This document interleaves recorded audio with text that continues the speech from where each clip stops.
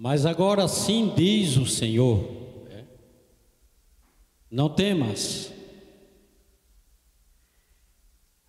Mesmo Israel sendo infiel a Deus, como nós estudamos aqui no domingo passado, e quando lemos a palavra de Deus, nós percebemos que aquele povo que Deus criou, como Ele mesmo diz, que Ele formou, tornou-se um povo rebelde, um povo infiel, um povo transgressor da palavra de Deus. E às vezes nós lemos a Bíblia e ficamos um pouco assim, sem entender como um povo que viu tantas maravilhas, um povo que ouviu Deus falar, viu Deus se manifestar, foi tirado ali do Egito como um forte pelas mãos de Deus, um povo, como ele disse, que não temesse, porque quando ele passasse pelas águas, Deus seria com ele. E Deus foi com aquele povo quando Faraó o perseguia para destruí-lo, e Deus ali entrou naquela peleja e deu a vitória ao seu povo.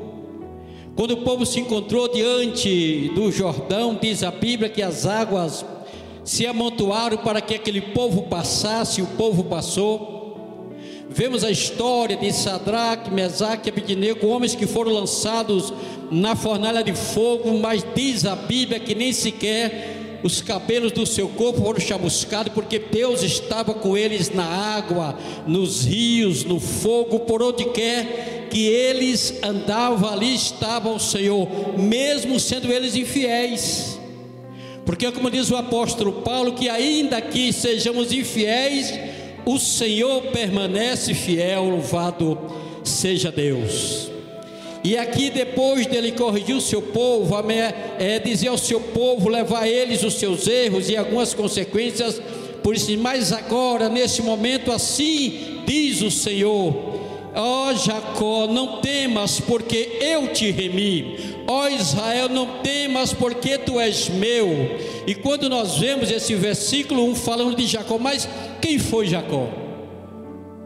Filho de Isaac, neto de Abraão, neto daquele homem que a Bíblia diz que Deus chamou ainda em Ur dos Caldeus e lhe fez promessa que faria dele uma grande nação. Então, quando nós lemos Deus falando a Jacó, é como se falasse aquele homem, mas diz assim: agora diz o Senhor que te criou, ó Jacó, e te formou, ó Israel. Então, além de ele usar a palavra Jacó, ele fala Israel, aquele homem que até um tempo foi chamado por Jacó, mas um dia, encontrando-se com o Senhor, diz a Bíblia que depois de uma noite de luta com o anjo, o seu nome foi mudado de Jacó para Israel, porque ali ele lutou com o anjo do Senhor e prevaleceu não contra Deus, mas saiu dali mesmo mancando, mais vitorioso. Mas quando nós pegamos esse texto e trasladamos para o Novo Testamento, nós também somos o Israel de Deus, louvado seja o nome do Senhor. Então, quando Deus fala que haveria de remir Israel, estava falando da sua igreja, de nós que somos o verdadeiro Israel, porque diz o apóstolo Paulo que nem todos que são de Israel são israelitas, nem todos que nasceram de Abraão são descendência, mas os israelitas são aqueles que creem na promessa feita a Isaac, que representava o próprio Cristo. Então nós somos o Israel de Deus. Por isso eu fiquei analisando no versículo 4, quando Deus diz: visto que és precioso aos meus olhos. Aí eu pedi o pastor para cantar esse hino e te pergunto: qual o valor que você tem? Qual o valor do salvo? Porque às vezes nós vemos pessoas ainda com preconceitos, conceitos de inferioridade, mas o salvo tem um valor que nenhum outro ser na face da terra pode ter. O nosso valor vai acima daquilo que as pessoas pensam. É verdade que para muitos crentes salvo não tem valor, mas diante de Deus nós temos um valor preciosíssimo, porque nós somos a preciosidade de Deus. Porque quando a Bíblia fala que Deus haveria de nos remir, estava falando que Deus haveria de nos expiar, de nos perdoar, de nos isentar daquele pecado pecado adâmico cometido ainda no Éden. E por isto Deus, no tempo certo, diz a palavra do Senhor que Ele nos remiu, não com prata e com ouro, como diz o apóstolo Pedro, que não foi com coisas corruptíveis, como prata e ouro, que nós somos resgatados da nossa vã maneira de viver, pelas tradições que aprendemos nos nossos pais, mas foi pelo sangue precioso, como de um cordeiro sem defeito e sem mácula, o sangue de Jesus Cristo, o Cordeiro de Deus que tira o pecado do mundo. Você vale o sangue de Cristo.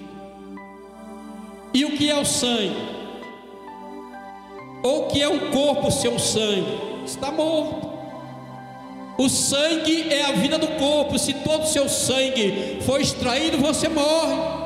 Então, quando diz que nós somos lavados e remidos pelo sangue de Jesus Cristo, quer dizer que nós valemos a vida de Cristo. Ele deu a sua vida na cruz do Calvário por mim e por você, meus irmãos, para nos remir. Então, o crente tem um valor, o valor do sangue do Filho de Deus, daquele que foi à cruz, foi realmente crucificado, aspergiu o seu sangue para nos dar vida e vida com abundância. E confirmado com o apóstolo Pedro, o apóstolo João em Apocalipse, no capítulo 5, e chama a atenção que a Bíblia diz que ele viu um assentado sobre o trono, e diz que à direita daquele que estava sentado sobre o trono havia um livro, e este livro estava escrito por dentro e por fora, e bem selado com 7 selos. E naquela visão, ali na ilha de Patmos, João disse que viu também um forte anjo clamar com grande voz, dizendo: quem és digno de abrir o livro e romper os seus selos? Mas João disse que não havia ninguém, nem nos céus, nem na terra, nem debaixo da terra, digno de abrir o livro e nem de sequer olhar para ele. E aquilo entristeceu João, e a Bíblia diz que ele chorava muito, mas de repente um ancião se aproxima e de João lhe diz: não chores. Não chores, porque eis que o leão da tribo de Judá, a raiz de Davi, venceu para abrir o livro e romper os seus selos. Louvado seja Deus. E ali João diz que quando ele foi consolado por esse ancião, diz a Bíblia que ele torna a olhar e vê um cordeiro em pé entre o altar, entre o trono, no meio dos 4 seres viventes e no meio dos 24 anciãos, e diz que aquele cordeiro estava em pé como quem havia sido morto, e ele tinha 7 chifres e tinha 7 olhos, que diz a Bíblia, e são o Espírito de Deus espalhado por toda a terra. E diz que aquele cordeiro vai e toma o livro da destra do que estava sentado no trono, e quando ele toma o livro, diz que os 4 seres viventes, os 24 anciãos, se prostraram, tendo cada um deles uma taça, uma harpa e uma taça de ouro cheia de incenso. E esse incenso é o quê? O diácono Paulo disse aqui no domingo que este incenso são as orações dos santos. Louvado seja Deus. Quando você ora, ainda que ninguém te escute, ela está sendo levada a Deus e ali guardado diante do Senhor.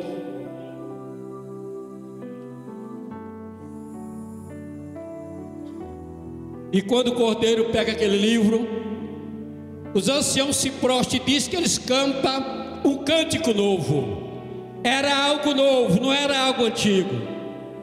E cantava um cântico novo, dizendo: digno és de abrir o livro e romper os seus selos, porque tu fostes morto e com teu sangue compraste para Deus homem de todas as tribos, de todas as línguas e de todos os povos, e lá estamos nós, amados, entre essa multidão. Louvado seja o nome do Senhor. Você vale o sangue de Jesus Cristo, você vale a vida que Jesus deu por você. Não se renda, não se venda, não se entregue. Você é precioso para Deus. Eu te remi. Tu és meu, diz Deus. Tu és meu. Nós somos de Deus, mas não somos só por falar, somos credenciados por Deus. O crente tem o DNA de Deus. Você não é bastardo. Se você é salvo, você não é bastardo, você é filho. E qual é o DNA de Deus, pastor? O apóstolo Paulo nos diz que nós não devemos andar na carne, mas no Espírito, se é que o Espírito de Deus habita em nós. Mas se alguém não tem o Espírito de Cristo, esse tal não é dele. Então se alguém não tem, não é, mas se alguém tem, é. E diz que se Cristo está em nós, o corpo na verdade está morto por causa do pecado, mas o Espírito vive por causa da justiça. E aquele mesmo Deus, aquele mesmo Espírito que ressuscitou Jesus dentre os mortos, nos ressuscitará pelo seu Espírito que habita em nós. Nós somos templo do Espírito Santo. Deus está em nós através do seu Santo Espírito. Quem aqui um dia não já disse uma palavra como crente, na mesma hora sentiu algo que estava errado? Se entristeceu, fez algo, olhou para algo, irmão, disse aqui que ele leu o Salmo 51, e é verdade, que temos que todos os dias pedir perdão, porque pecamos, é realidade. Existe um bocado de algumas pessoas hipócritas que parece que não pecam, fazem Deus mentiroso, não é ter prazer, mas faz parte. Mas quando você diz algo, quando você olha para algo, quando você faz algo que sente algo entristecer, é o Espírito que a Bíblia diz que ele anseia em nós até por gemer, até com ciúme. O Espírito de Deus que está em você sente ciúme. É por isso que qualquer coisa que o salvo faz que não agrada a eles, o Espírito corrige, porque ele ciúma de nós.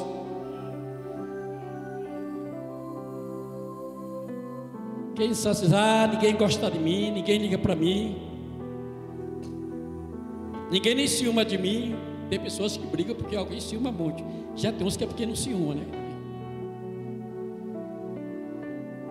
O Espírito Santo tem ciúme de você, porque você é de Deus, eu sou de Deus, nós somos de Deus. Então Jesus disse: se me amardes, guardareis os meus mandamentos, e eu rogarei o Pai, e Ele vos dará o outro ajudador, para que fique convosco para sempre. O Espírito da verdade, diz a Bíblia, o qual o mundo não conhece, porque nunca viu e não conhece, mas nós conhecemos porque Ele está em nós. Louvado seja o nome do Senhor, porque nós somos dele, e a Bíblia diz que Ele nos deu como penhor, como garantia, o Espírito Santo. Você já imaginou o que é ser tempo do Espírito Santo? Eu vi aqui o pastor chorando, às vezes alguns irmãos chorando, e me acordei o meu pai em memória, né? Meu pai era um homem assim, Zé Costa, Abraão, Mirão. Mas eu cansei de ver assim, uma vez na esquina do irmão Hermes, no culto ao ar livre, e ele começou a cantar. Ele gostava de cantar, não era tão bom de voz, mas gostava de cantar. E daqui a pouco, quando desabrochou, abriu a boca no mundo do microfone, chorando. E ninguém entendia, as pessoas do nosso bairro, que conheciam Zé de Rosa, pá. Mas irmãos, o que é isso? É o Espírito de Deus. Não tem homem duro, não tem mulher encruada, não tem homem durão. Quando o Espírito age, nós choramos, nós nos quebrantamos, nós nos humilhamos. Por isso que Davi disse nesse salmo que o irmão leu, que o sacrifício aceitável a Deus é um coração quebrantado, porque só quem pode quebrantar o coração do homem é o próprio Espírito de Deus. O salvo tem o valor do sangue de Jesus. Às vezes eu fico assim meio triste quando eu vejo alguns irmãos, algumas pessoas por baixo. E nós, como cristãos, como salvos, como igreja, precisamos impor o nosso valor. Essa sociedade, na sua maioria putrefada que está aí, às vezes tenta esnobar, porque nós não nos priorizamos dando o valor que merecemos. Você tem que ser a primeira pessoa a te valorizar, a se respeitar. Eu sempre digo, não conheço a orelha melhor do que a minha, e olha que é pequena, mas é a minha, a sua não me serve. Não tem esse negócio. Então, como igreja, nós somos a noiva do Senhor, a prioridade de Deus, temos o valor do sangue de Jesus Cristo. E no versículo diz: tu és precioso aos meus olhos e eu te amo. Não diga mais que ninguém não te ama, não diga isso.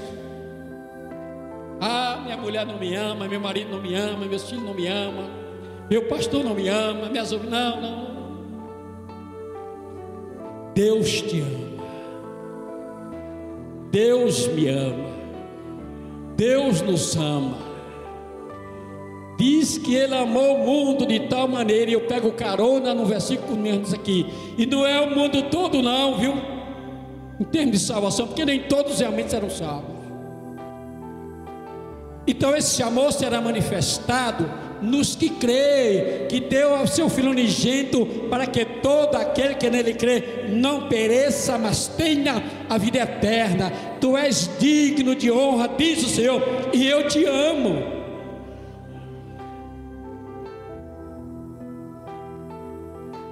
Como nação, Ele deu algumas nações o resgate a Israel. Diz aqui que deu o Egito, deu Seba, deu Etiópia. Quando aquele reino que ajudou a libertação do povo de Deus se voltar a Jerusalém e Babilônia, Ele então deu algumas nações, porque Deus não fica devendo nada a ninguém. Você sabia que aqueles primogênitos mortos no Egito era pagamento dos primogênitos de Deus que Faraó matou no Egito? Que aquele sacrifício daquele exército é um sacrifício a Deus pela libertação daquele povo que eles massacraram. Mas ele diz: tu és meu e eu te amo. E o apóstolo Paulo, consciente desse amor que um dia ele conheceu quando ainda era inimigo como nós, ele diz: justificado pois pela fé, em Romanos 5, temos paz com Deus. Você pode estar em guerra com todo mundo, menos com Deus. Porque se também você estiver em paz com Deus, dificilmente a guerra pode vir a você, mas você não vai estar com os outros. Justificado, pois, pela fé, temos paz com Deus por nosso Senhor Jesus Cristo. Porque nós obtivemos acesso pela fé a esta graça. E gloriamos na esperança da glória de Deus. E não somente isto, diz o texto, mas gloriamos também nas tribulações. Oh Jesus, oh Jesus, nas tribulações, sim, porque a tribulação, diz a Bíblia, produz a perseverança, e tem crente que ele só persevera se Deus não soltar muito ele. Como dizia o irmão Mané Chinês, ele tem que estar com a bride de Deus. Se Deus for grande som. A tribulação produz a perseverança, e a perseverança é a experiência, e a experiência não desaponta. Por quê? Porque o amor de Deus não é o meu amor, não é o seu amor. O amor de Deus está derramado em nossos corações pelo Espírito Santo que nos foi dado. É amor demais, não é amor pingado, não é contra-gota, é derramado. Pois quando ainda éramos fracos, diz o versículo 6 do capítulo 5 Romano, Cristo morreu a seu tempo por nós, porque dificilmente haverá quem morra pelo justo. Mas Deus dá prova, porque o mundo está cheio de amor só de língua, amor só de boca. Você é meu amigo, sabe de onde deriva a palavra amigo? De amor. Mas Deus dá prova. E qual é a prova? Deus dá prova do seu amor para conosco, que quando nós éramos seus inimigos, Cristo morreu por seu tempo por nós. O amor de Deus comprovado por nós foi a morte do seu Filho Jesus Cristo, a maior prova de amor. Por isso o apóstolo conclui no versículo 31 de Romanos 8, dizendo que se Deus é por nós, quem será contra nós? E uma vez eu vi um pastor fez essa pergunta num culto assim familiar, e alguns irmãos, ninguém, pastor, ninguém. Se Deus é por nós, o diabo é contra você, o mundo é contra você, a nossa carne às vezes é contra nós, que é o inimigo que nós convivemos, não podemos apartar. Mas diz a Bíblia que aquele que nem mesmo a seu próprio Filho poupou, antes o entregou por todos nós, como não nos dará com ele também todas as coisas? Se Deus não poupou Jesus, foi por amor a nós, então nós estamos garantidos nele. Quem tentará acusação contra os salvos do Senhor? É Deus quem justifica. Se alguém diz que você não é salvo, que você não é crente, porque já as pessoas é assim, quando o cara está no mundo é o diabo, agora depois que fez isso, agora é crente. Depois que desviou, tornou a voltar, vai tornar a desviar. E até crente que diz isso. É Deus quem nos justifica. Quem nos condenará? Ninguém pode condenar um salvo. Ninguém. Não existe isto. Quem os condenará? Cristo Jesus foi quem morreu, diz a Bíblia, e o mesmo que ressuscitou dentre os mortos, o qual está onde? À direita, do lado especial de Deus, intercedendo por nós. Muitas vezes quando você nada pode fazer, o Espírito intercede com gemidos inexprimíveis. Quando você nada pode fazer, lá está Jesus Cristo, o sumo sacerdote, intercedendo por mim e por você. Quem nos separará do amor de Cristo?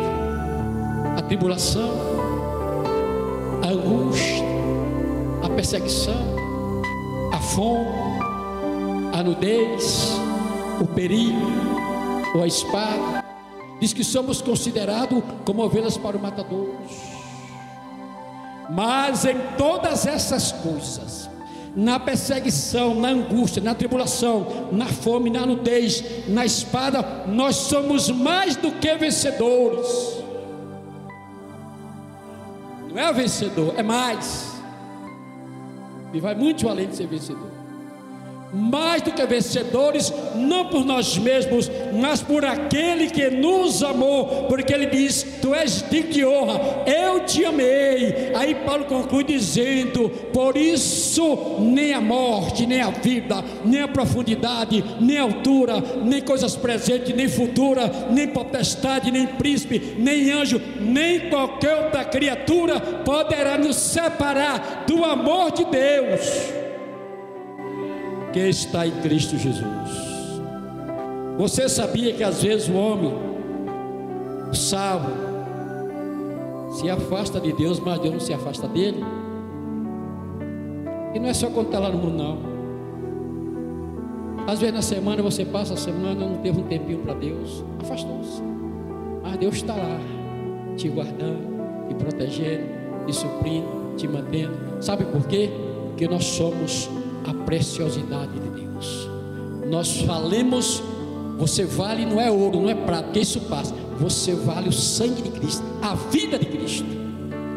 Você é templo do Espírito de Deus. Você é fonte do amor de Deus derramado em seu coração, em nossos corações. Que Deus em Cristo nos abençoe.